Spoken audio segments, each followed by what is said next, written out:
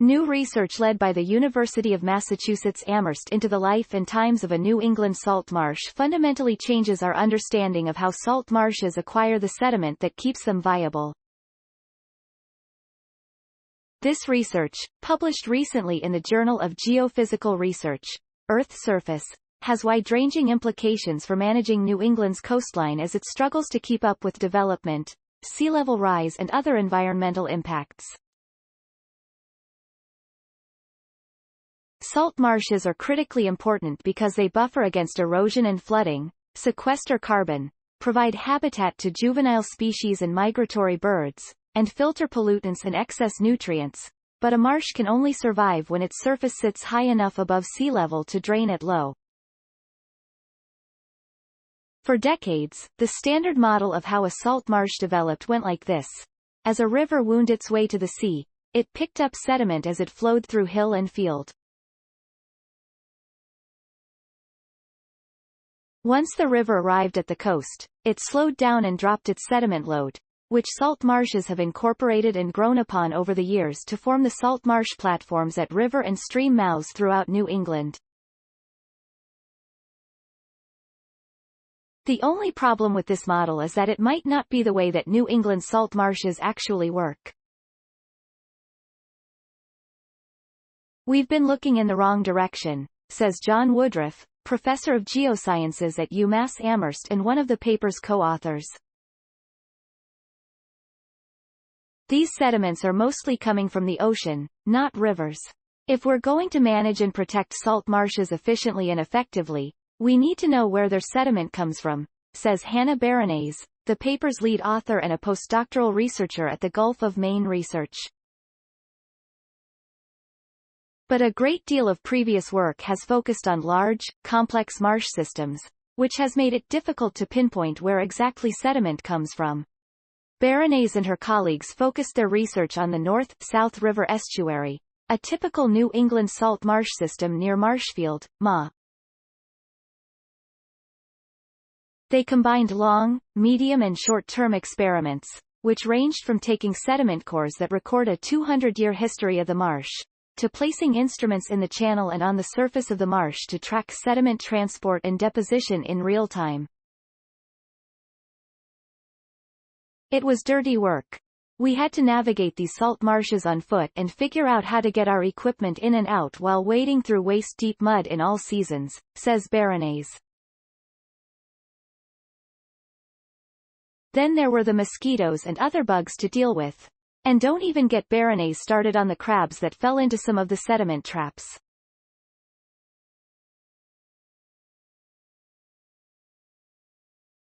But over the course of 2 years, Baronese and her colleagues, including undergraduates from UMass Amherst, were able to stitch together an unprecedented look at the life of salt marshes in New England. It turns out that the vast majority of sediment is delivered by the ocean during the storms that batter the coast. This has important implications for the health of New England's coasts.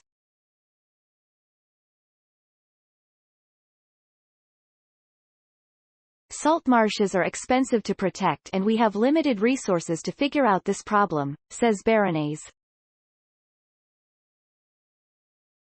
We need to understand any natural process that can help us out. Furthermore, as Woodruff points out, beaches and marshes are paired systems, and any effort to protect beaches against erosion can affect the health of the salt marshes in unforeseen ways.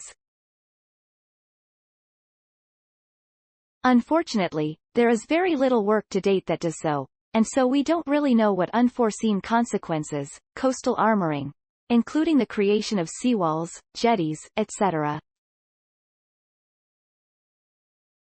The research, funded by the DOI, USGS Northeast Climate Adaptation Science Center, also benefited immensely from the work of UMass Amherst undergraduate researchers. This has been a fantastic opportunity to bring undergrads into the project and show them what actual in-the-field science research looks like, says Baronese, and Woodruff agrees. We always have students who grew up on the coast, and they love bringing that personal history to their scientific research. Make a difference. Sponsored Opportunity StorySource. Materials provided by University of Massachusetts Amherst. Note: content may be edited for style and length. Journal reference: H. E. Bernays, J. D. Woodruff, W. R. Geyer, B. C. Yellen, J. B. Richardson. Sources, mechanisms, and timescales of sediment delivery to a New England salt marsh. Journal of Geophysical Research. Earth Surface, 2022, doi. 10. 10/29/2021 JF006478. Cite this page. University of Massachusetts Amherst. How a Massachusetts salt marsh is changing what we know about New England's coast. New research shows that salt marshes grow from marine sediment washed ashore during storms, reversing commonly held assumptions. Science Daily.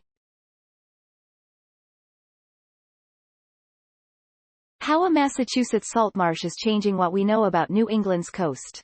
New research shows that salt marshes grow from marine sediment washed ashore during storms, reversing commonly held assumptions. How a Massachusetts salt marsh is changing what we know about New England's coast. New research shows that salt marshes grow from marine sediment washed ashore during storms, reversing commonly held assumptions. Science Daily. https://ift tt vz5kqlz accessed March 14, 2022.